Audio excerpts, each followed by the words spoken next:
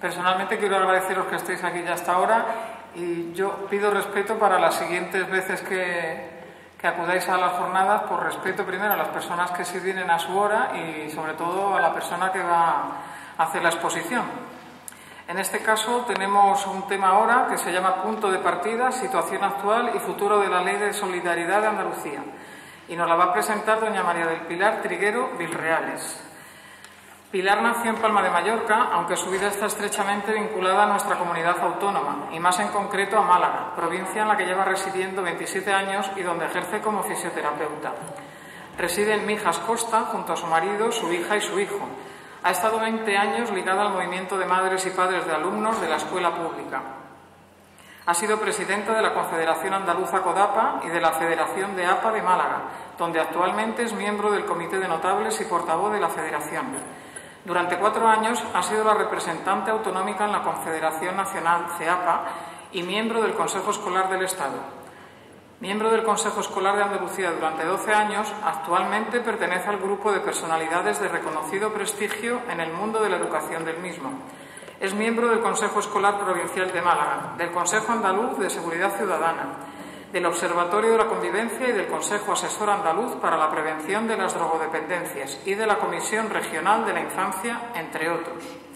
Ha recibido, entre otras distinciones, el Premio al Mérito Educativo, la Mención Especial del Voluntariado y el Premio Día de Andalucía de la provincia de Málaga, así como el Premio de nuestra Confederación.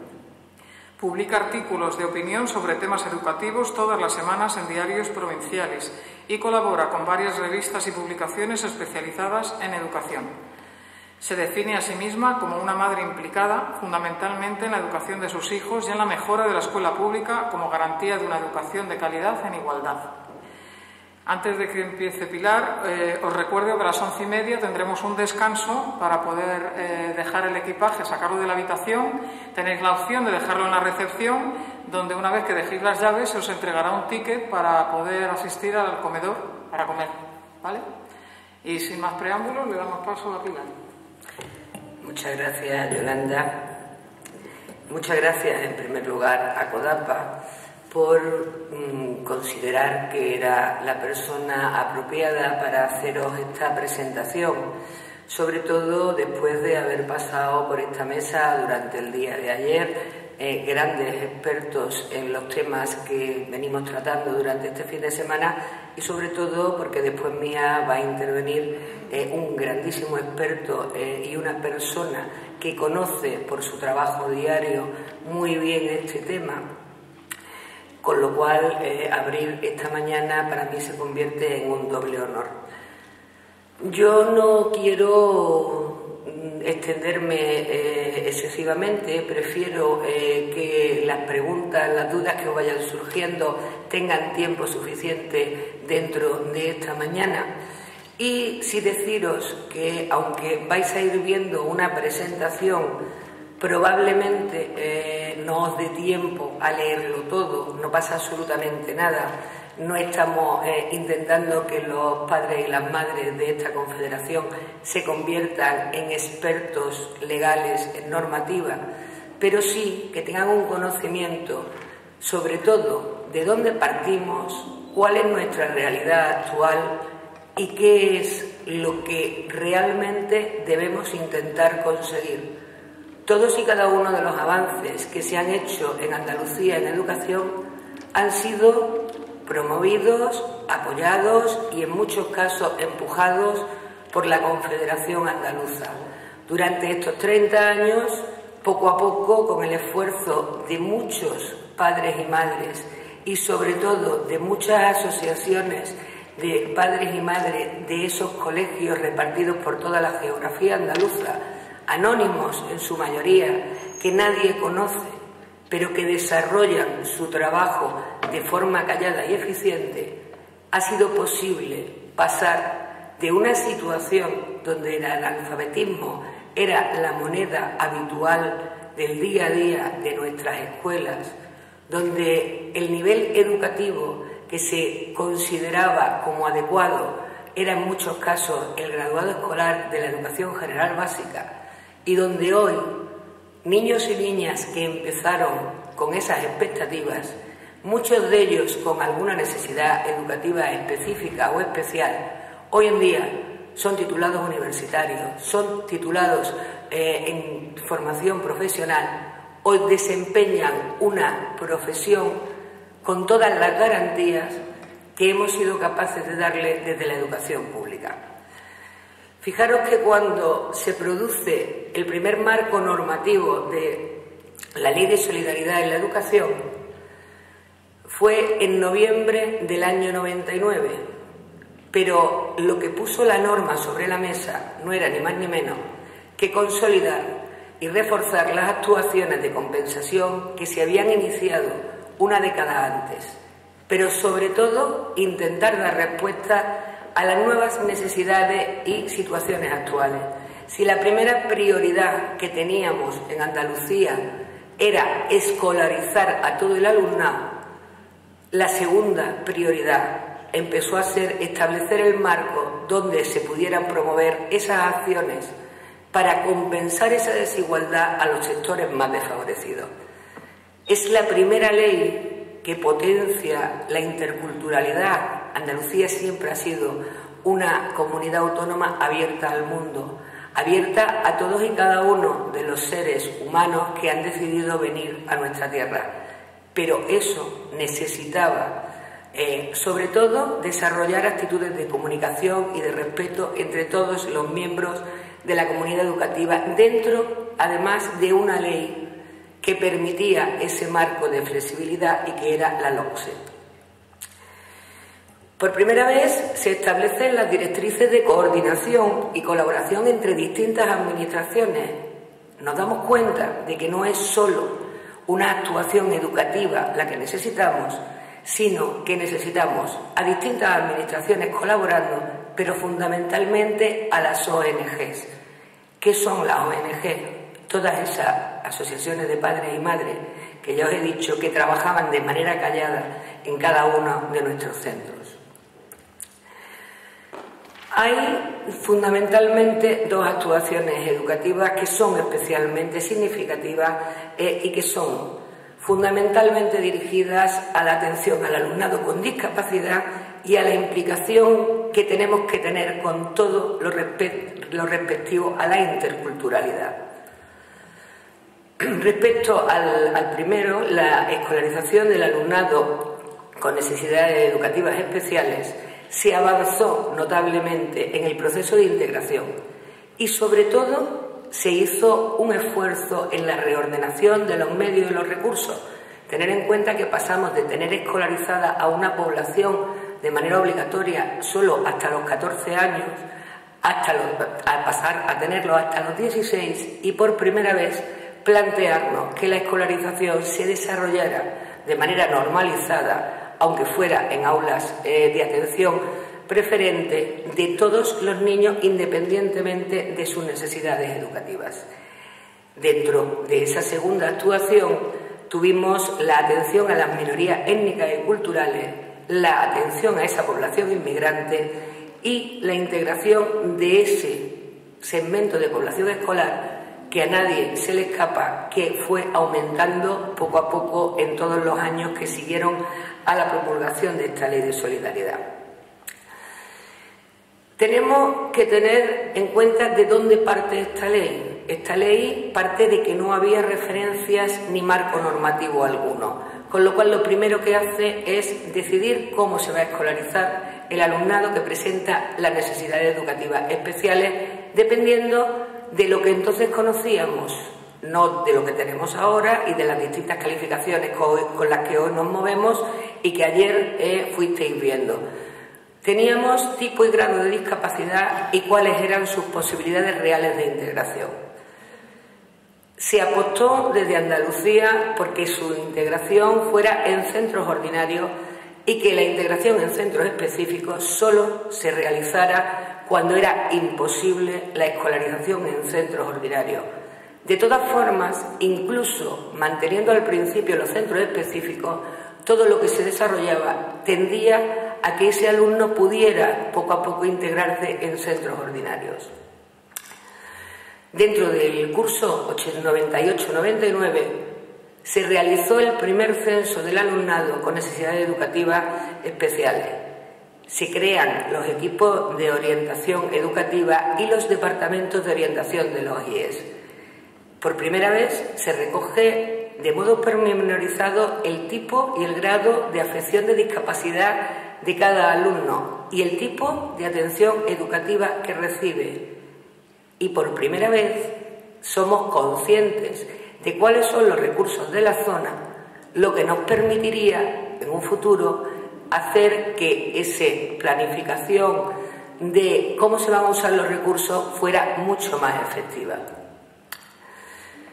El modelo de integración andaluz ha seguido un proceso muy continuado en el tiempo, pero desde el año 85-86, pasando por el curso en el que se integra la educación secundaria también a este alumno con necesidades educativas especiales, que fue en el curso 91-92, y que termina cuando por primera vez en el curso 99-2000 es normal que los IES tengan a este alumnado dentro de sus listas ordinarias de alumnos. Fijaros que de esa situación donde no teníamos determinado todavía cuántos alumnados teníamos, qué recursos teníamos, nos parecía algo muy difícil de alcanzar que nuestros hijos y nuestras hijas con necesidades educativas especiales pudieran asistir con normalidad a un IES. Hemos pasado en la actualidad a tener 156 equipos de orientación educativa con 660 orientadores y orientadoras, 8 equipos de orientación educativa especializados que están compuestos por 42 orientadores y orientadoras, 1.005 orientadores y orientadoras en los IES de forma permanente y no itinerante y 124 centros donde por sus características de escolarización del alumnado cuentan con más de un orientador y orientadora. Tenemos 3.800 docentes de pedagogía terapéutica y 1.041 de audición y lenguaje. Y si todas estas cifras son importantes, algo que ha permitido que esa escolarización se desarrolle con normalidad ha sido la presencia de 1.300 monitores y monitoras de educación especial, más 278 educadores y educadoras, que era una de las figuras que entonces ni siquiera llegábamos a conocer. Si todo esto ha supuesto un gran avance, la norma que vino a regularla y que veréis por la diapositiva que se produjo el 25 de julio de 2008 es la que realmente nos permite el marco normativo en el que nos venimos moviendo en la actualidad. Desarrolla por primera vez lo que entonces habíamos conseguido aprobar por toda la comunidad educativa con el apoyo de 2 grupos políticos y con la única abstención del grupo político perteneciente al Partido Popular. Desarrollaba también la ley orgánica adaptada a la LOE, adaptada a nuestras propias necesidades. En la enseñanza básica y obligatoria regía el principio de educación común y de atención a la diversidad del alumnado, pero poniendo un especial énfasis en el desarrollo de las competencias básicas. ¿Os suena, verdad? Muchos de vosotros empezasteis a oír hablar de competencias básicas cuando nuestro profesorado aún no había tenido la oportunidad porque en sus planes de formación inicial ni siquiera se contemplaba. Aquí vais a ir viendo qué hace realmente esta orden de atención a la diversidad. Te dice que los centros van a disponer de una serie de medidas organizativas y curriculares necesarias para esa atención a la diversidad, pero por primera vez empezamos a oír que cada centro va a poder ser flexible en esa autonomía pedagógica y va a tener la posibilidad de manejar recursos hasta entonces impensables. La normativa educativa ha venido siendo excesivamente encorsetada en los últimos años y es cierto que hemos perdido años muy valiosos hasta comprender que la autonomía de centros bien entendida no era mala, sino que venía realmente a hacer posible el principio de que cada centro educativo desarrolle su política educativa dentro de un marco normativo general que se adapte realmente a las necesidades de esa comunidad educativa. Lo que esta orden garantiza es el acceso y permanencia en el sistema educativo a ese alumnado con necesidad educativa específica de apoyo. Hasta entonces, cuando cumplían los 16 años, abandonaban el sistema, en algunos casos se los hacía repetir hasta los 18, pero no contemplábamos el más allá que iba a pasar con este tipo de alumnado. Empezamos a hablar de definiciones porque, aunque yo lleve 20 años luchando contra que no se puede etiquetar a los niños ni las niñas tienen que llevar la etiqueta, pero los adultos que van a tener una responsabilidad directa en su educación sí tienen que saber que ese alumno que pertenece a tal tipo necesita tal recurso. Con lo cual, el concepto de alumnado con necesidades educativas de apoyo empieza a manejarse con esta terminología: alumnado con necesidades educativas especiales, alumnado con incorporación tardía al sistema educativo, alumnado que requiere medidas de carácter compensatorio y alumnado de altas capacidades intelectuales. Evidentemente, todos y cada uno de ellos son especiales, pero todos y cada uno de ellos son niños y niñas tan normales como los considerados tradicionalmente normales. Evidentemente, esto supone que acabemos con esa determinación que decía que los niños y las niñas con NEE, que además mucha gente cuando empezó a ver las siglas, porque aquí somos muy de siglas, decía, ¿y mi hijo qué tiene? Pues fuera atendido con normalidad dentro de su clase ordinaria, pero con una serie de apoyos que le eran imprescindibles para conseguir el éxito escolar. Aquí tenéis esas mismas determinaciones que hace la norma y se desarrolla una serie de estrategias de apoyo y refuerzo. Primero, autonomía para organizar grupos y materias de forma flexible.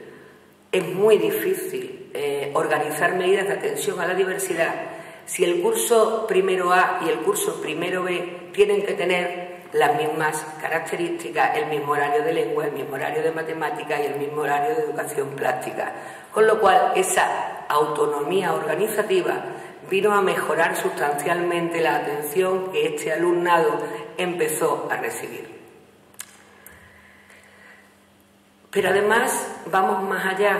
Por primera vez determinamos que tiene que haber una actuación coordinada y, sobre todo, perdurable en el tiempo entre los EOEs, los departamentos de orientación, el profesorado y los centros que imparten tanto educación primaria como educación secundaria.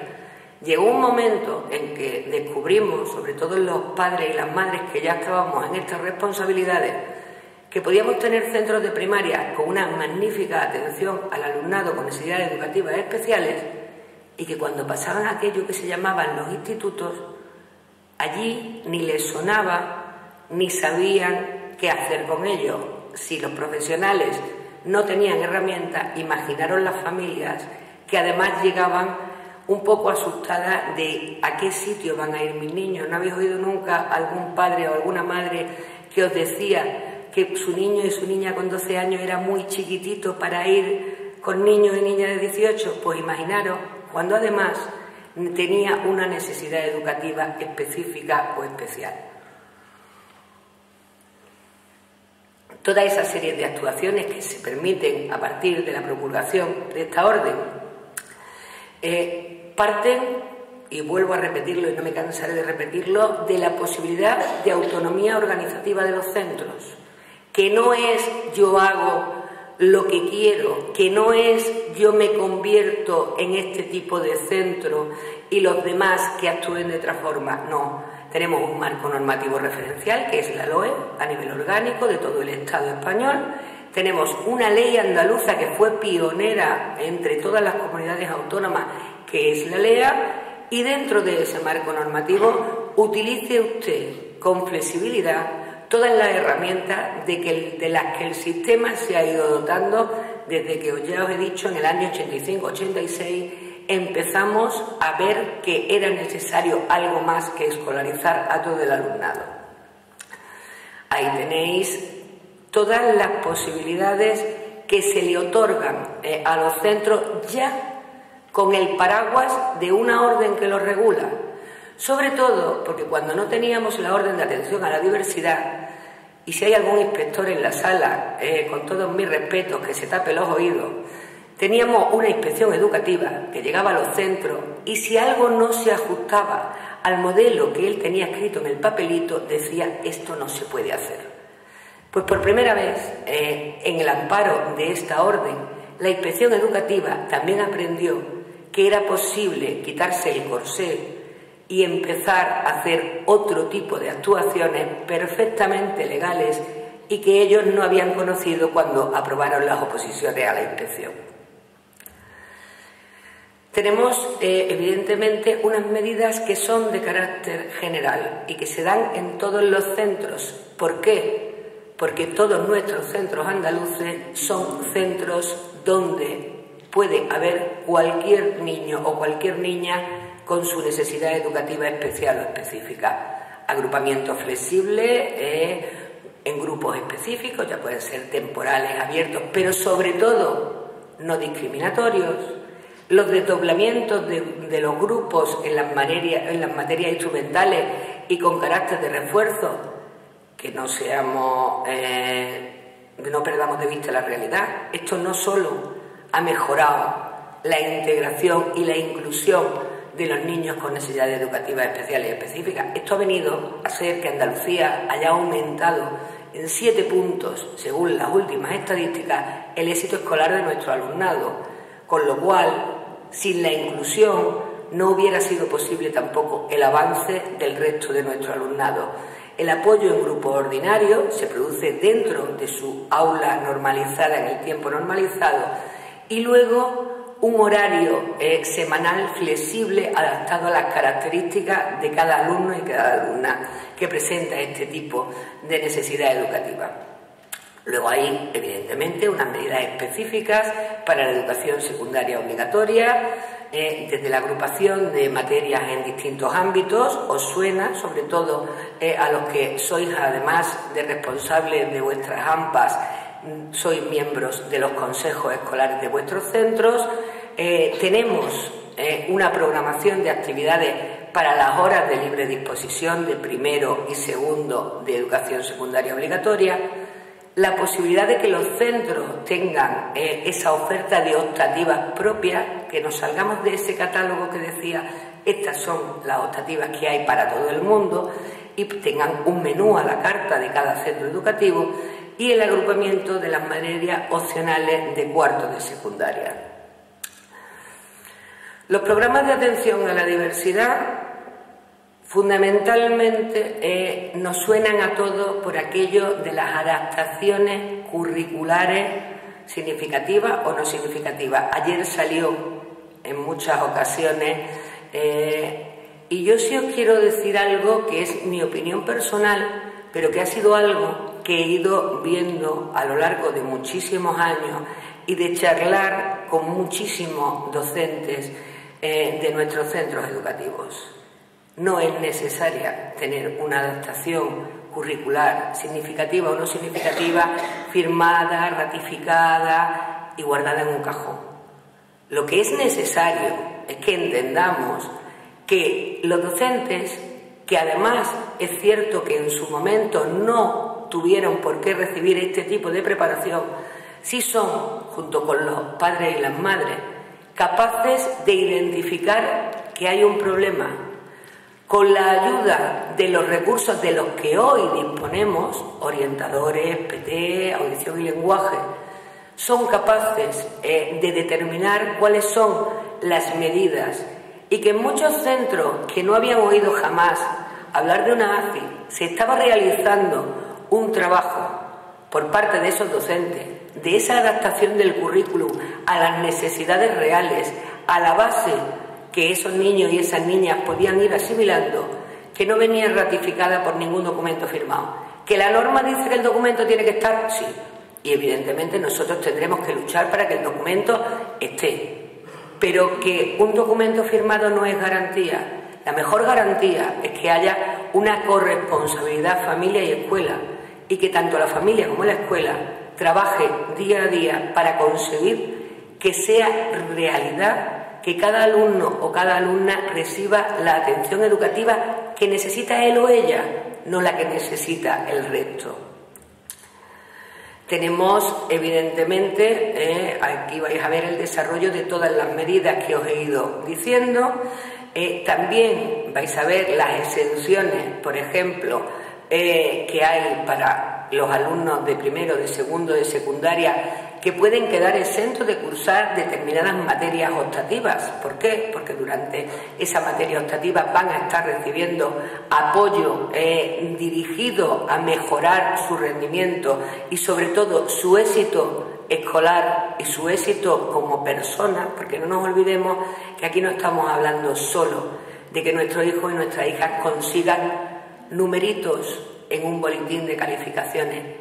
Lo que estamos hablando es de que la educación tiene que ser la herramienta por la cual consigamos hombres y mujeres de provecho, como decía mi abuela.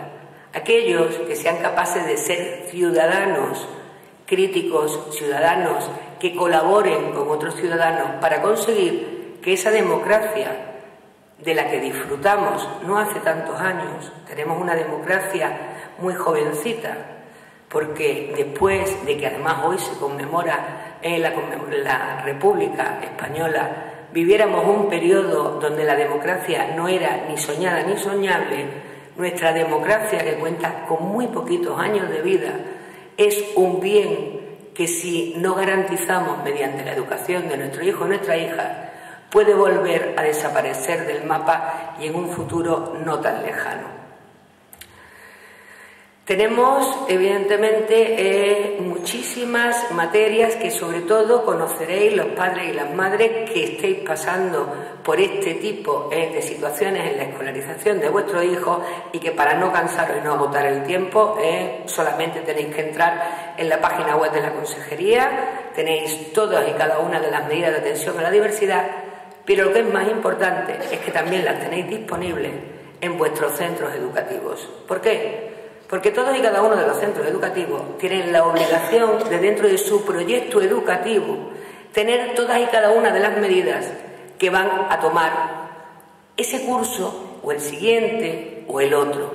Porque hemos pasado por fin a la racionalidad de no tener un plan anual de centro, sino un plan de centro que está vivo, al que le incorporamos las necesidades que tengamos en función del alumnado que vayamos teniendo y que puede ser revisado en cualquier momento y que tiene que contar con la colaboración en su elaboración de todos los integrantes de la comunidad educativa y que si tiene 500 páginas, tiene 500 páginas y si tiene 10, tiene 10, pero sobre todo tiene que ser un documento realista y aplicable. La literatura, muy bonita pero vacía de realidades, no lleva a contribuir al éxito escolar. Aquí tenéis los planes específicos en caso de que el alumnado no promocione de curso. En esta semana hemos conocido por fin una buena noticia. Nuestro alumnado andaluz ha dejado de ser el primero en número de repeticiones de curso. Por primera vez nos acercamos a la media nacional y a la media europea, donde el alumnado no repite por repetir, pasa de curso con las adaptaciones que tenga que tener para reforzarle las materias que no haya superado durante el curso anterior. Algo hemos avanzado. Os aseguro que esto hace unos años era impensable. La única herramienta que se consideraba objetiva era la repetición de curso. Años después, gracias al esfuerzo de muchos docentes que han tenido claustros verdaderamente difíciles, a muchos equipos directivos que han conseguido hacerle entender al profesorado que venía muy contento porque en su clase solo habían aprobado 3, y a muchos padres y madres que se han implicado y que no les han importado ser señalados en los centros como aquel que siempre da la lata con lo mismo. Hoy nuestro alumnado tiene posibilidad real de ir avanzando en función de sus capacidades sin que nadie lo lastre con tú eres el repetidor de turno. Los programas de adaptación curricular ya los hemos visto, y sobre todo tenéis que tener una cosa básica muy clara, por aquellos de los que empezaron a escuchar aquello de las ACI y todavía no se han enterado de cuáles son los elementos que tienen que contener. Primero, el alumnado al que van dirigidas: necesidades educativas especiales, incorporación tardía al sistema educativo, necesidades de compensación educativa. Da igual por qué, da igual de dónde provengan esas necesidades de compensación. Ese alumnado tiene también su derecho a que la escuela le garantice las mismas posibilidades que otro que provenga de otro ambiente distinto, y el alumnado con altas capacidades intelectuales. ¿Cuáles son los principios? Algo que es tan básico que todo el mundo diría, si es de sentido común. Yo me permito recordar que el sentido común debía de ser el más común de los sentidos, pero desde luego no es el que aplicamos diariamente. Normalización, inclusión escolar y social fundamentalmente, flexibilización y personalización del currículum. Tiene que incluir esa adaptación las actividades que se van a desarrollar personalizadas en ese alumno o esa alumna, y el horario en que se prevé que van a ser desarrolladas. Os he dejado abajo qué hacemos con el alumnado de incorporación tardía al sistema. Evidentemente está dirigido a 2 patas fundamentales de nuestra sociedad y que están ahí y que han dejado de ser minorías étnicas para ser nuestro vecino de al lado: el alumnado de etnia gitana y el alumnado inmigrante. Con lo cual, dependiendo de cuál sea su situación real cuando se incorporan al centro educativo, recibirán unas medidas de atención o recibirán otro tipo de medidas de atención. Lo que no vamos a hacer en Andalucía, y no lo vamos a hacer porque los padres y las madres jamás lo permitirían, es consentir que vuelva a haber centros guetos para este tipo de alumnado. No para para el que presentaba necesidades específicas de apoyo, y para todo aquel que un modelo elitista de la educación considere que es defectuoso. Quiero aprovechar para apropiarme, con su permiso, de unas palabras de mi amigo Miguel Ángel Santos Guerra, en las que dice que el dromedario no es un camello defectuoso. Un camello es un camello. Perfecto, ¿no? Hasta ahí todos entendemos que un camello es un camello. Evidentemente no es un animal que tenga que catalogarse por su semejanza a otro modelo. Imaginaros de quién puede considerar deforme a un dromedario porque tiene 2 jorobas en lugar de tener una sola, como le sucede al camello. ¿Sería lógico que pretendiera esa persona, o ese concepto educativo, o ese modelo político, eliminar? Y evidentemente Miguel Ángel ya sabía que yo le iba a dar mi propia interpretación a sus palabras. Eliminar esa segunda joroba porque no se adapta a ese modelo. ¿Sería justo que los maltratásemos con golpes, insultos y exigencias a las que no puede responder? ¿Sería justo que los castigáramos por esa maldita diferencia? Podríamos decir lo mismo de quien pensase que la gallina, al fin y al cabo, no es ni más ni menos que un águila defectuosa.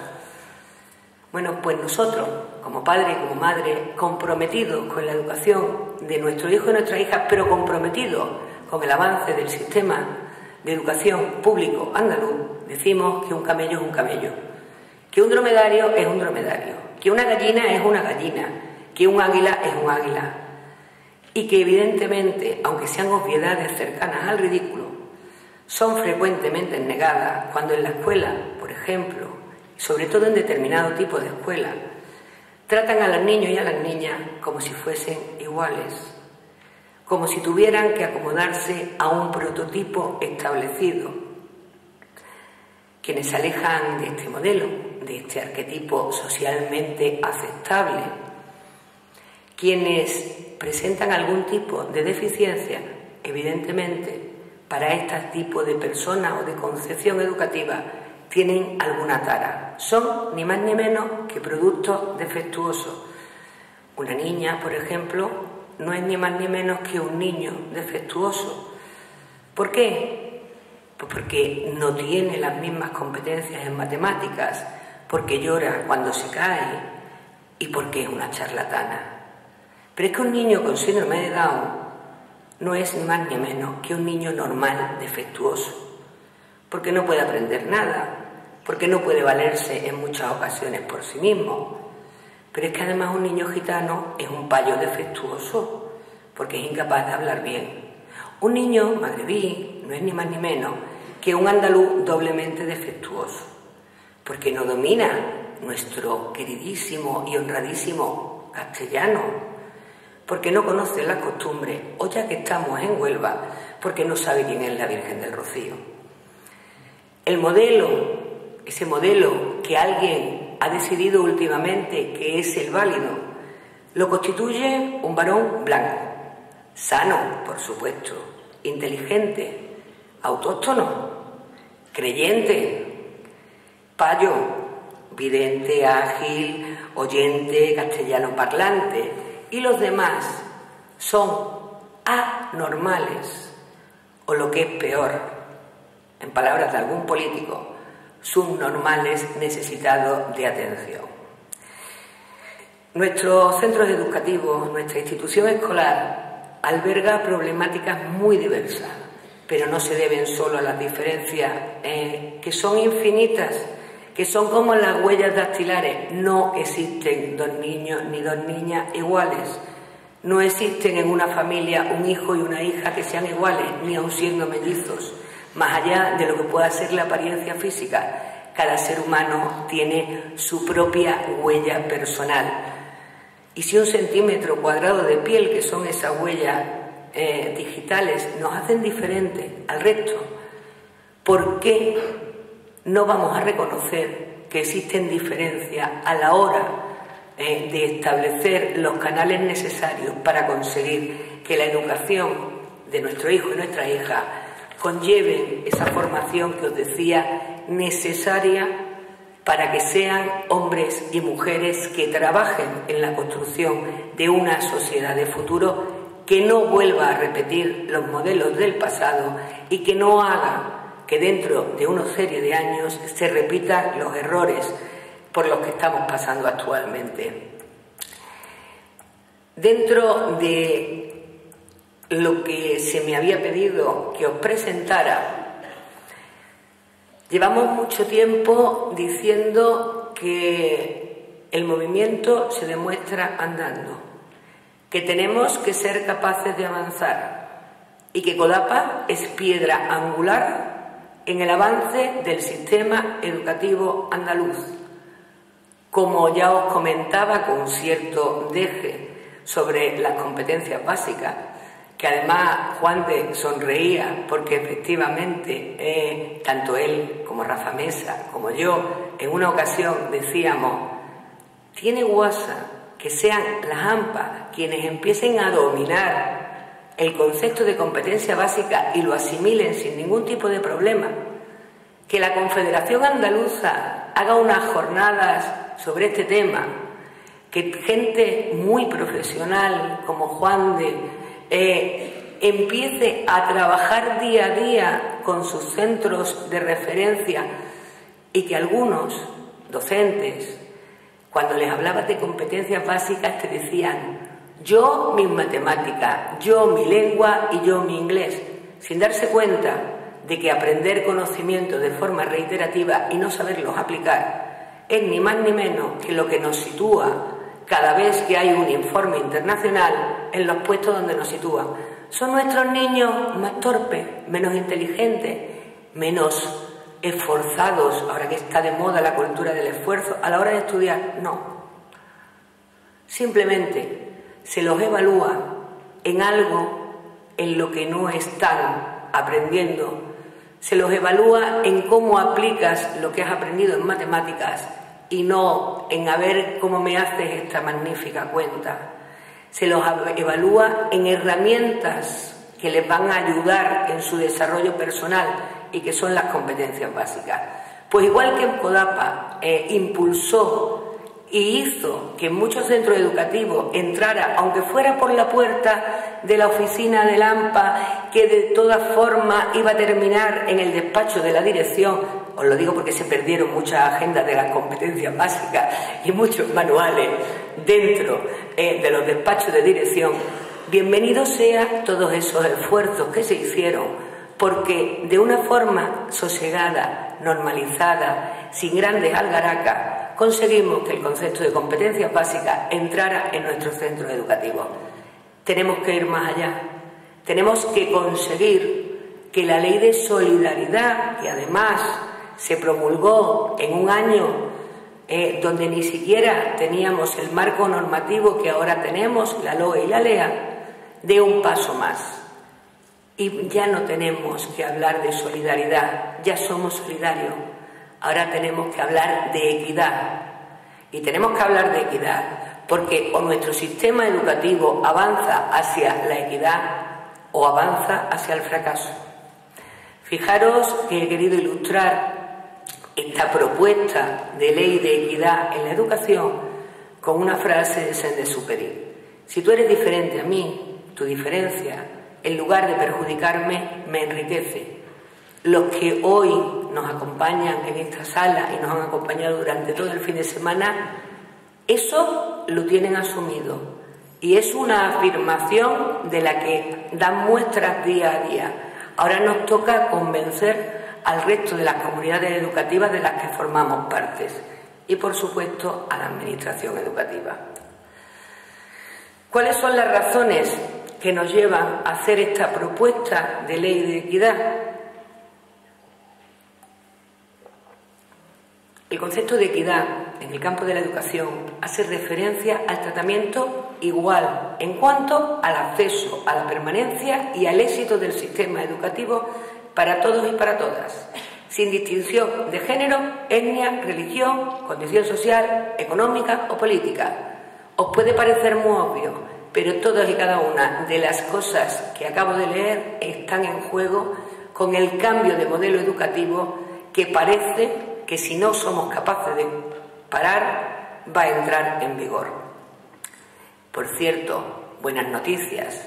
Ayer el Tribunal Superior de Justicia de Andalucía paralizó las medidas cautelares que habían solicitado los centros de educación diferenciada, por lo cual en Andalucía sigue siendo legal que la educación segregada no se pague con fondos públicos. Estamos de enhorabuena, ¿eh?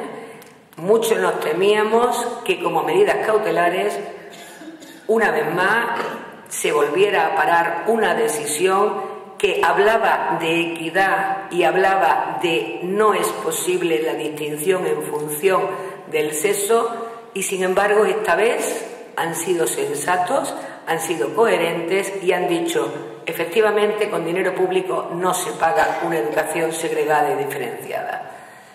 La equidad va mucho más allá de la igualdad. La administración educativa, y esto es lo que CODAPA le va a pedir a nuestra administración educativa, que es la competente en Andalucía, deben adoptar medidas compensatorias o correctivas que restablezcan la igualdad entre situaciones desiguales. Evidentemente no puede haber calidad sin equidad. no hay equidad sin atención a la diversidad. No hay una buena atención a la diversidad sin concepciones y actitudes presididas por el sentido de la inclusión, que es como terminaba lo que he empezado a leeros de Miguel Ángel Santos Guerra.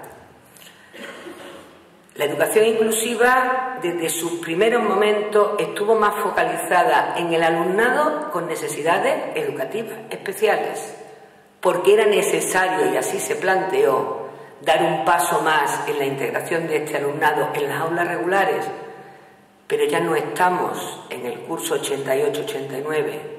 Hemos ampliado nuestras miras y podemos decir que es un movimiento que desafía y que rechaza las políticas, culturas y prácticas educativas que promueven cualquier tipo de exclusión. Desde el punto de vista de la UNESCO, es considerada como una reforma que apoya y asume la diversidad entre todo el alumnado, sin ningún tipo de etiqueta. Para que el compromiso con la inclusión pueda transformarse en una acción, esta debe impregnar todos y cada uno de los aspectos de la vida escolar.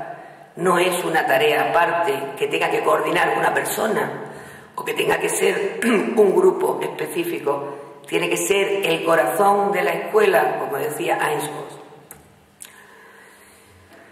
La Ley de Solidaridad del año 99 es una excelente ley. No os quepa la menor duda. Podéis mirar los marcos referenciales de otras comunidades autónomas. La nuestra, la mejor, y además sin sonrojos de ningún tipo.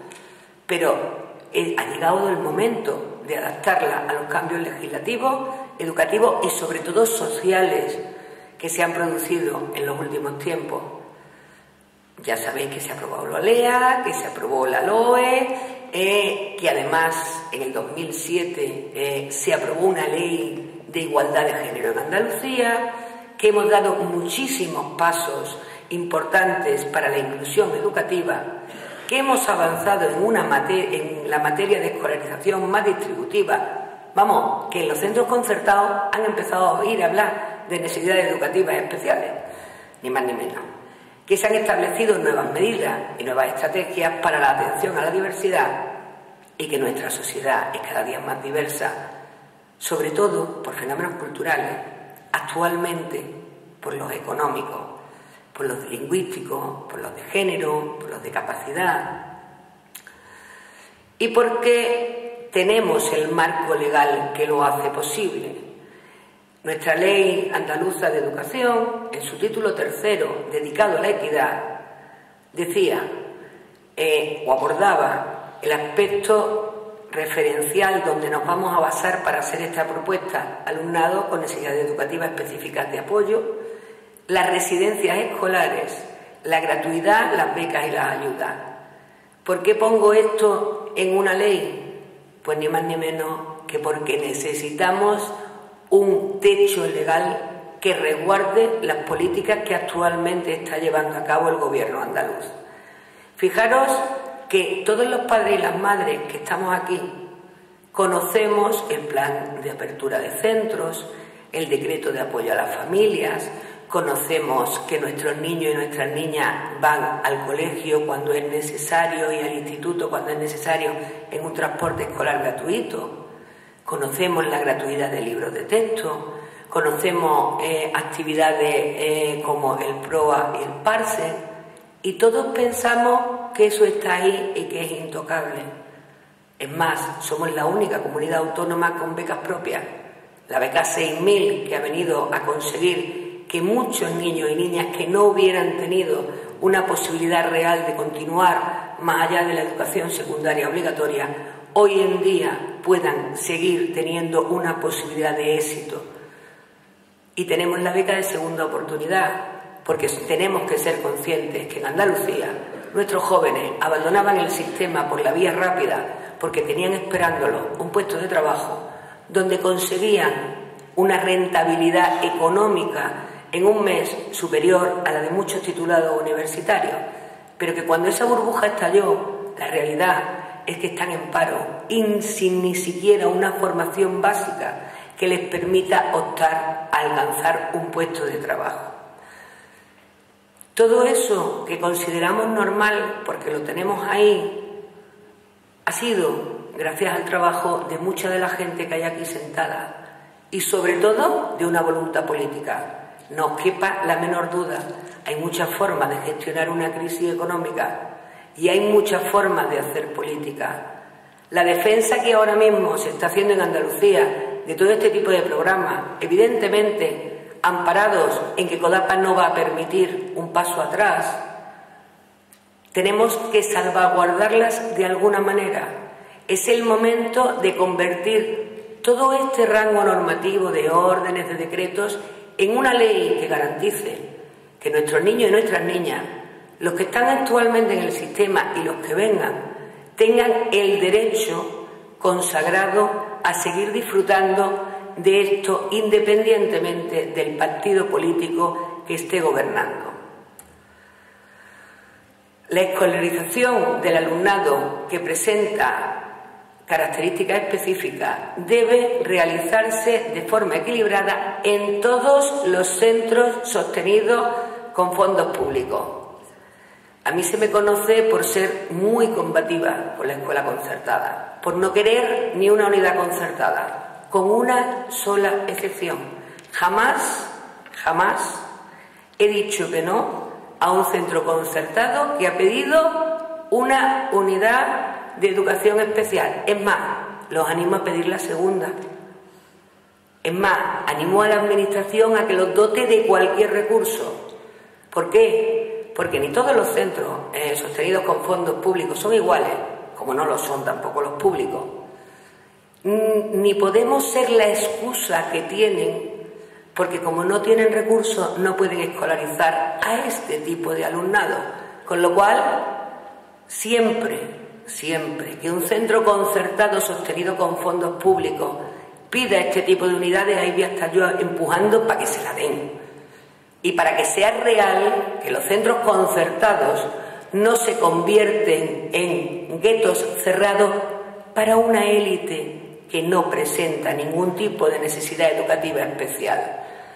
Por ello, si realmente prestamos atención a las voces que hoy dicen que hay que ir hacia una especialización curricular o que tienen que prevalecer criterios que finalmente terminan clasificando o segregando al alumnado, nosotros tenemos que ser capaces de defender una política de equidad que potencie, porque ya existe el equilibrio natural en la escolarización del alumnado y sobre todo que cualquier niño o niña pueda hacer su educación en el centro que le corresponde. Si es un concertado porque lo tiene al lado de su casa, y si es un público, un público. Pero que esa ausencia de recursos no obligue a desplazarlo fuera de su entorno, de su barrio, del colegio donde va su hermano y su hermana. Por ello, consideramos necesario que la comunidad autónoma andaluza establezca unas pautas de justicia social que protejan a cuantos pudieran ser excluidos o discriminados por cualquiera de las causas que ya os he enumerado, que no voy a volveros a repetir, en materia de educación. Porque tenemos un elemento que es fundamental, que es la orientación educativa, y que no puede ser un elemento externo a los centros educativos, tiene que formar parte de los mismos. No pueden estar en un equipo, allí, en un sitio donde los padres y las madres, donde los docentes no saben cuál es su trabajo, tienen que estar en nuestros centros educativos de primaria y de secundaria. Tienen que estar dentro de la estructura de los centros. Todos y cada uno tenemos que verlos como un elemento más del centro. Ya han superado el rechazo que producían en los claustros, que decían que los orientadores eran elementos externos. Ahora somos la familia quien tenemos que ver con normalidad como un elemento más del sistema educativo a esos orientadores. Actualmente es un factor externo y su misión primordial es el diagnóstico. Nosotros queremos que eso vaya más allá. No queremos solo el diagnóstico. Queremos que se impliquen, porque sí que tienen la formación necesaria en la resolución de esas dificultades que los atiendan directamente, que realicen un seguimiento y, sobre todo, que sean un elemento que contribuya al éxito educativo. La equidad de género, que por mucho que nos esforcemos en los mensajes, no ha calado. No ha calado. Nuestra sociedad nos demuestra día a día que cuando creemos que la equidad de género está conseguida, una noticia que abre un informativo nos demuestra que estamos equivocados.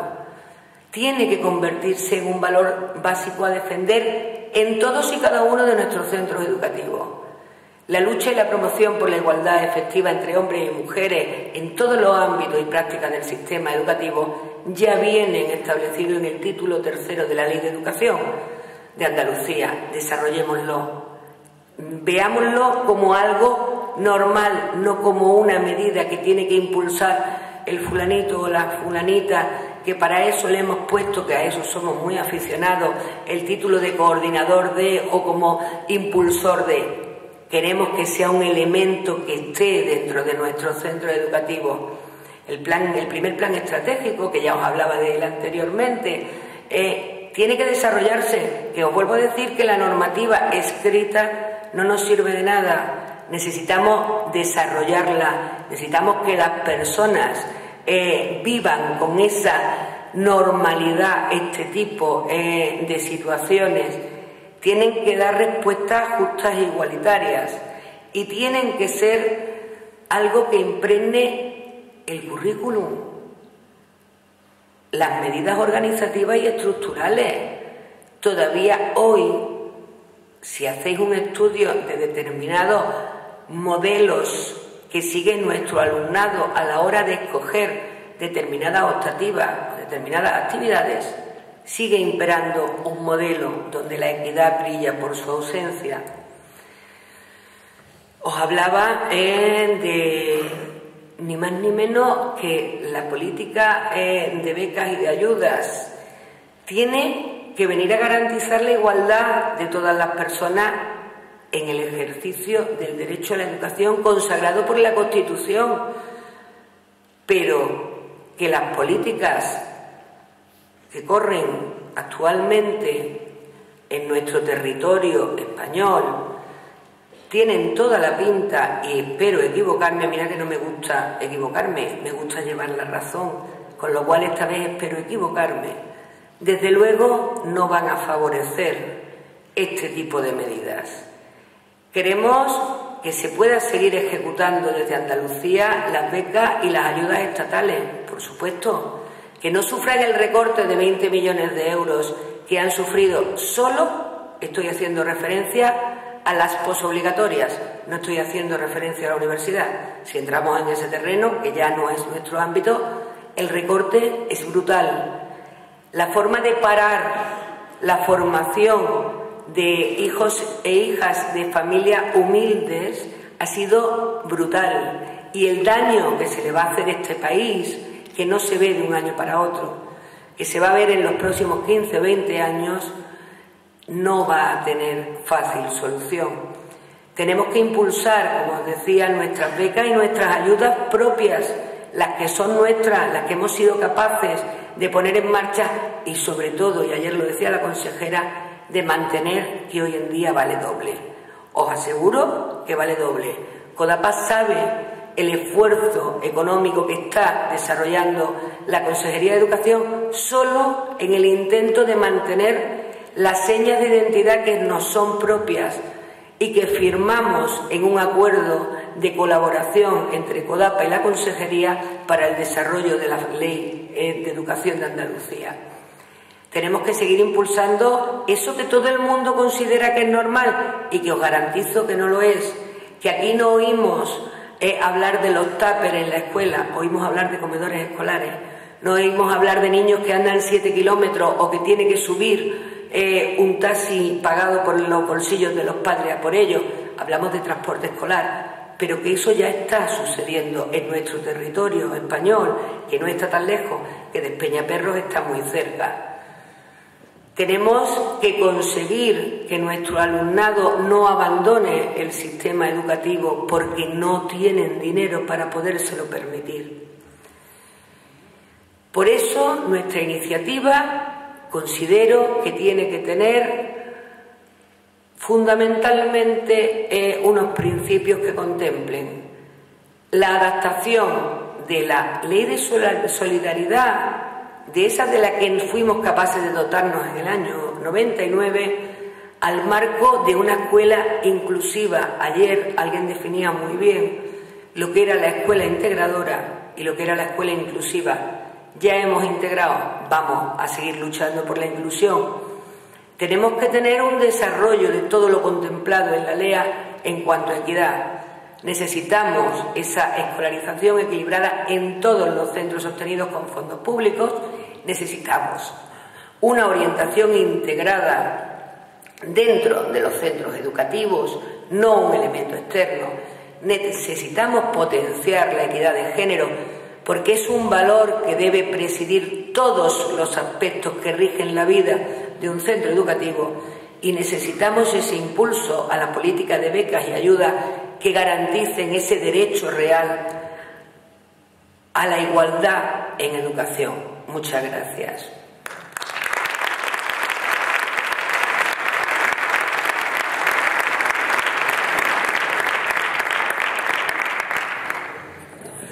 Bueno, todavía nos quedan 15 minutos. Si alguien quiere hacer alguna pregunta, Pilar.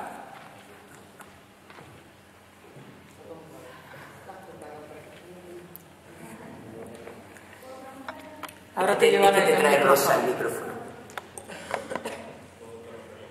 Hola, yo soy la preguntona.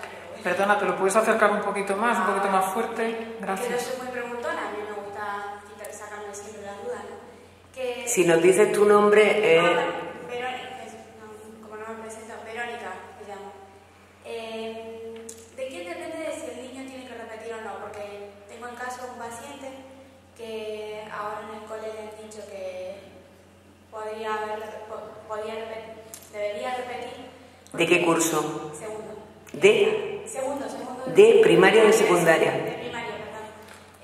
Un nene que está diagnosticado con TDAH y la verdad, bueno, yo lo llevo por compañía, ¿no? Lo llevo yo personalmente, ¿no? Y profesionalmente.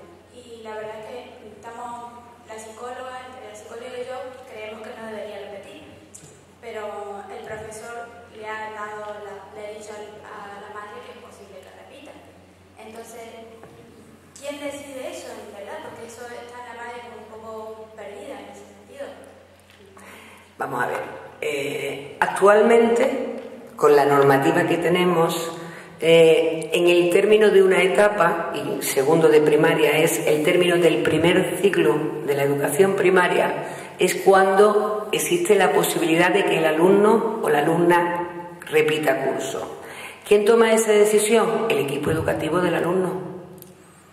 ¿Vale? Todos los maestros y maestras que le van a dar clase. Evidentemente, tiene que contar con la opinión del padre y de la madre. Y como veo que además este niño o niña está siendo tratado, valorado, y supongo que tendrá medidas complementarias, tendrá que llegar a un acuerdo, tanto la familia como el centro, para valorar qué es lo mejor para el alumnado. Porque una cosa es que la ley permita que repita en segundo de primaria y otra cosa es que sea realmente la mejor medida educativa. Yo confío y espero que el equipo de orientación de zona, la maestra o maestra del alumno, la profesora de pedagogía terapéutica, porque supongo que estará recibiendo atención. ¿No recibe atención dentro del centro?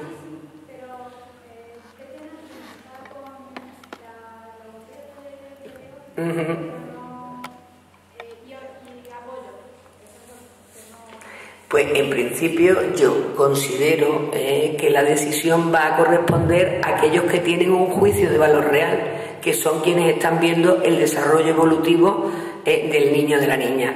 Repetir por repetir no sirve absolutamente de nada, ni siquiera en el caso de las necesidades educativas especiales.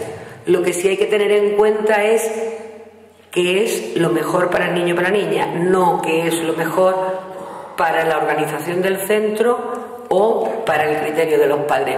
Yo considero, tal y como se están viendo la evolución, que el hecho de que se pueda no significa que se deba, y espero que la decisión al final la tome el equipo educativo teniendo en cuenta cuáles son las características reales y si se puede suponer un avance en esa potenciación del desarrollo, supongo que del control de la hiperactividad, porque supongo que te estás refiriendo al trastorno que lleva asociada la hiperactividad, y es el equipo educativo con la atención a la familia, donde se le explicarán las medidas por qué se toman tanto en un sentido como en el otro, porque si pasa con su curso habitual también tendrán que explicarle a la familia cuáles son las medidas. Si no os ponéis el micrófono es imposible.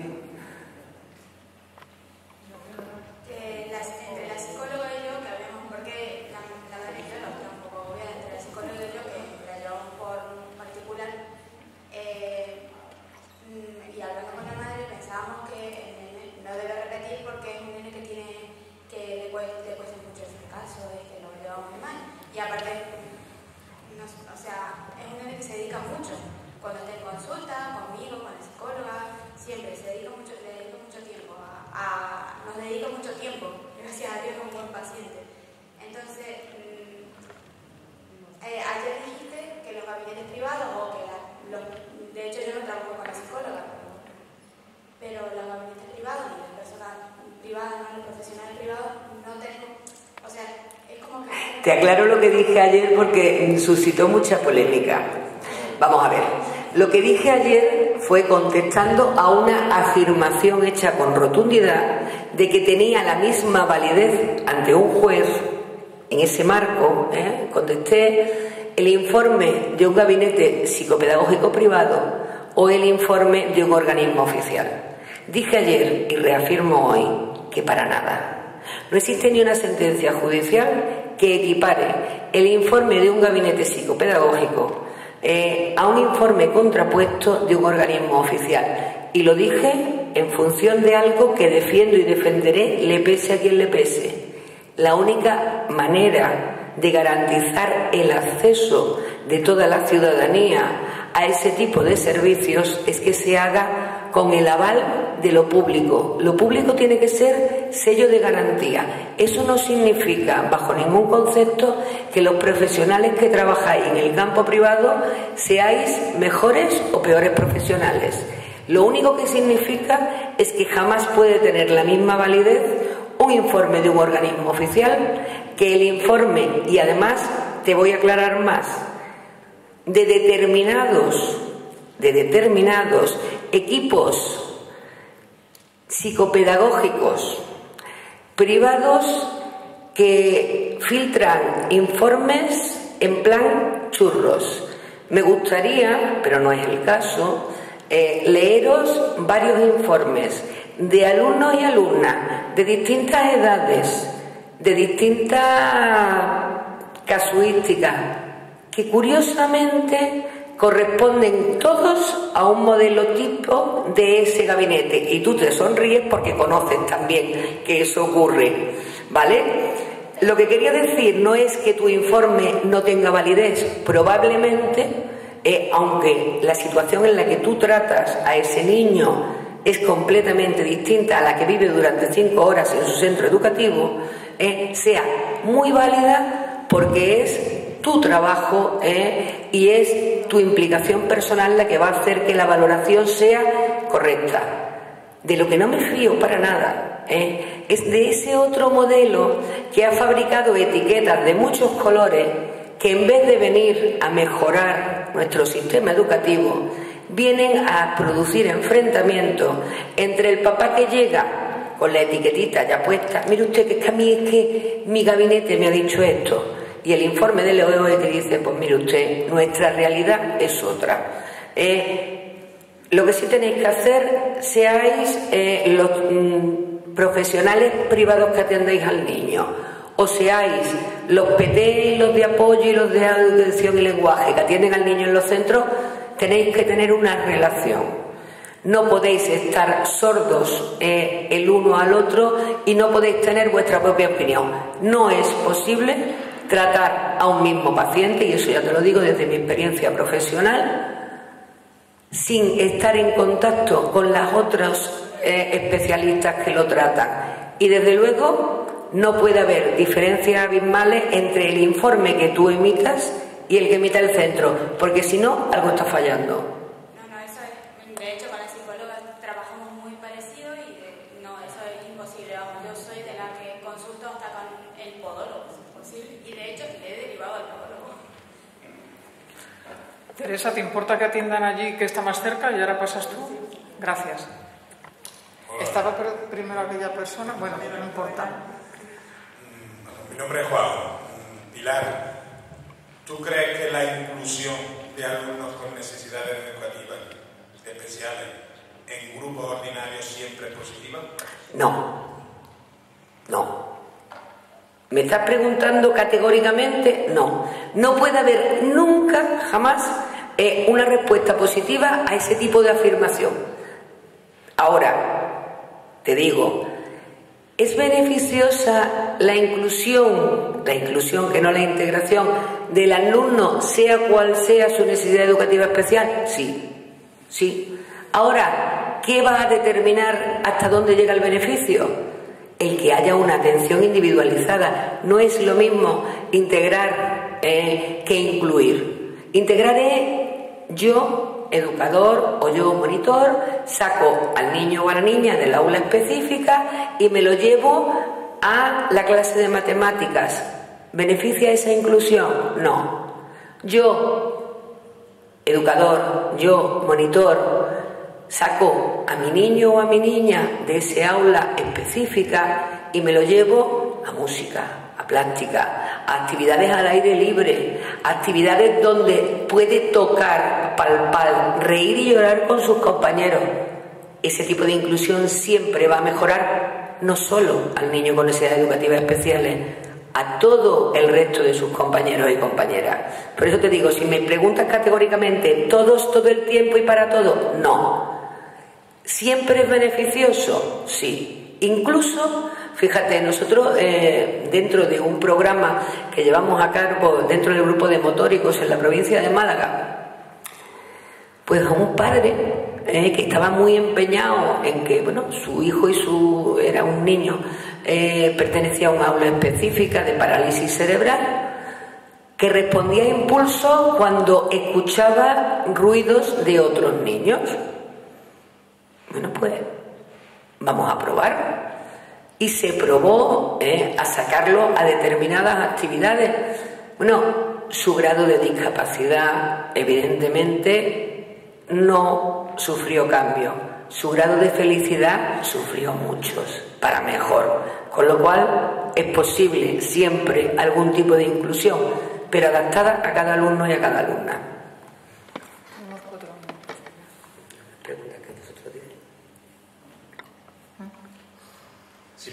Buenos días, soy David Cifredo de CEDATA Cádiz.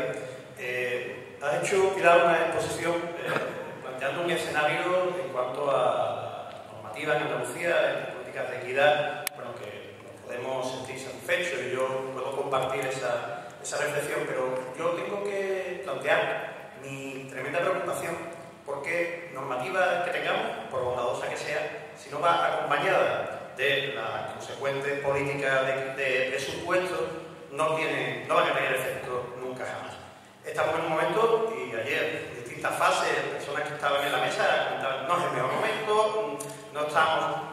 Y en ese sentido tú comentabas en una fase de tu intervención que Despeñaperro está cerca, pero es que yo creo que estamos también en situaciones no iguales, seguro, pero sí profundamente afectados también por las políticas de recorte económico. Sin ir más lejos, creo que este curso, y hablo de política de equidad, han habido cerca de 10.000 becas menos y para futuros cursos se plantea todavía suprimir más porque se van a aumentar los requisitos académicos para el acceso a las becas. Eso nos está afectando. En políticas de acompañamiento equitativo en las aulas también estamos sufriendo recortes. Y lo digo como reflexión de cara a que tenemos que, desde el Movimiento de Madres y Padres en Andalucía, continuar en la pelea y tirarnos a la calle con fuerza, porque quizás muchas veces nos quedamos en la sensación de que a nosotros no nos está afectando, que los problemas están yendo, como tú decías, de Peñaperro arriba. Yo quería entrar o plantear la reflexión de que sí nos está afectando ya y que nos va a afectar con más profundidad, y en ese sentido creo que tenemos que continuar siendo fuertes en la reivindicación, porque nos vienen tiempos, estamos en tiempos difíciles y vienen tiempos peores. Los recortes, las normativas, las leyes, si no van acompañadas de recursos para su ejecución, no sirven absolutamente de nada. Completamente de acuerdo contigo, incluso en tus rectificaciones. Tenemos que comenzar, David, a valorar lo que tenemos, a no darlo como un derecho adquirido y a luchar donde haga falta luchar. Si es en la calle, es en la calle. Si es en los consejos escolares, es en los consejos escolares. Y si es en manifestaciones, en manifestaciones. ¿Por qué esta propuesta? Pues básicamente porque necesitamos el amparo normativo. Necesitamos además racionalizar los recursos, que en momentos de crisis es más necesario que nunca. En momentos de bonanza podemos hablar de ampliar recursos. Ahora tenemos que ser consecuentes y tenemos que aprender a racionalizar recursos. Algo que le cuesta mucho entender a los padres y a las madres de Andalucía cuando intentamos explicarles qué modelo educativo quiere traer la LONCE es que les puede tocar a ellos. O sea, parece que no entendemos que si en Andalucía hoy no estamos hablando de todo lo que estamos escuchando en otras comunidades autónomas, de pérdida de derechos, de cierre de escuelas públicas, de avance de la escuela privada concertada, no es ni más ni menos que por voluntad política. Si en este momento en Andalucía no hubiera un gobierno de izquierdas, con todos mis respetos para cualquier concepción política, estaríamos directamente en las trincheras, porque todos esos derechos que considerábamos adquiridos hubieran desaparecido. Estaríamos volviendo a comprar los libros y las libretas y los cuadernillos y los diccionarios, todo aquello que gracias al esfuerzo que tú has acompañado en los últimos años se ha conseguido desde Codapa. Los políticos son políticos. O tienen una ciudadanía responsable que les exige no cambies de rumbo, o es muy fácil decir, como me han recortado 64 millones de euros, pues yo recorto en políticas educativas. ¿Por qué es necesario que estemos ahí hoy más que nunca? Porque si no estamos ahí, probablemente lo de que desde Peñaperros está cerca se convierta en una realidad, y yo desde luego ni estoy dispuesta a permitir que, si puede influir en la menor medida en los padres y las madres que han sido mis compañeros de viaje, me quede callada ni un segundo diciendo en educación, en Andalucía, ni un paso atrás. Teresa, te pido brevedad en la pregunta y a ti, Pilar, en la respuesta. Gracias. En primer lugar, muchas gracias, Pilar, por tu intervención. Y yo hablo de adaptaciones, agrupamientos flexibles. Yo te quería preguntar algo aún más básico. Con los medios que tenemos hoy, teniendo en cuenta la situación que vivimos, ¿cuáles son las metodologías que tú consideras dentro del aula ordinaria, con el alumnado y el tutor o profesor de referencia, que capaces de atender a la diversidad para permitir, más allá incluso de la necesidad específica de apoyo educativo, sino la diversidad en sentido amplio, de que cada niño aprenda según su ritmo y su estilo de aprendizaje, y que son fundamentales para conseguir esa escuela inclusiva, que, como tú decías, para que la tortuga sea una tortuga y no la peor de las lienes? Muchas gracias.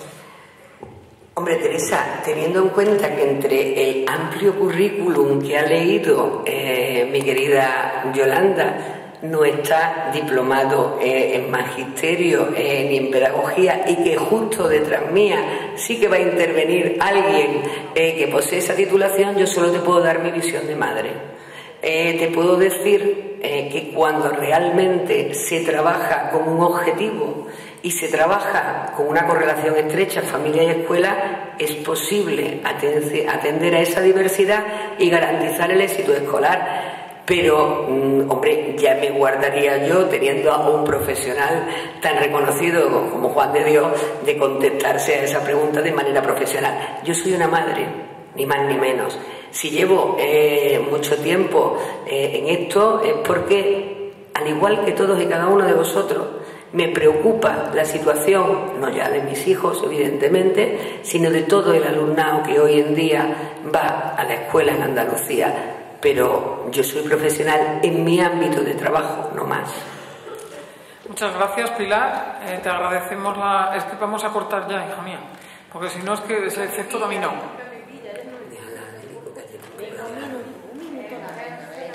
Venga, dejamos una pregunta más, con brevedad. Es que después, si no, ya sabéis que venimos más tarde y nos comemos la siguiente intervención. Sí, mire, yo os doy las gracias por esta jornada, porque es verdad que aprendemos mucho. Lo que me gustaría es que llegaran a más familias y a más gente. Y yo me gustaría hacer un par de preguntillas. Se está hablando mucho de inclusión, pero también se puede, yo veo y estoy preocupada porque también se puede excluir por arriba. Me gustaría que opinas de bilingüe, porque yo, no sé, personalmente veo como un poco de exclusión por arriba. Cuando en un IE hay varias líneas y solamente en una línea hay bilingüe, no se crea como una especie de élite por arriba. Y luego, pues me gustaría saber también qué opinas sobre las comunidades de aprendizaje y esos grupos no homogéneos, sino heterogéneos. Empiezo por el final. Todo lo que lleve apellido de comunidad de aprendizaje en Andalucía es un éxito, seguro. Porque cuenta con la implicación de los docentes, pero sobre todo de las familias, y porque los he visitado en las 8 provincias andaluzas, y porque es digno de resaltar el trabajo que realizan los docentes y las familias, con un solo objetivo común: que todos los niños y las niñas sin apellidos, sin capacidades determinadas por una etiqueta, consigan avanzar educativamente y como personas, con lo cual comunidades de aprendizaje, ojalá fueran más capaces de extender el modelo. No es extrapolable a todas las situaciones. Segundo, lo que me acabas de decir, yo como que no lo he oído. No puede existir, porque la norma no lo permite, aunque lo están permitiendo los centros, una línea bilingüe. No es legal. Nuestros hijos y nuestras hijas que puedan tener acceso a esa capacidad de optar a una enseñanza bilingüe no están en un curso diferenciado. Lo demás es terreno de la inspección educativa. Cómo se está incumpliendo o ignorando una normativa, primero se debate en el centro, y si no hay respuesta en el centro, se debate en la inspección educativa. El bilingüismo no puede ser una manera de excluir. El bilingüismo tiene que ser una manera de dotar de más herramientas. Con lo cual, si es el caso que conocéis, tenéis el recurso vuestro, el de vuestra propia federación y el de la confederación. El bilingüismo viene a sumar, jamás puede venir a restar. Muy bien, pues damos por finalizada la intervención de Pilar, a la que agradezco su intervención, su compromiso y dedicación a la educación en la escuela pública. Muchas gracias.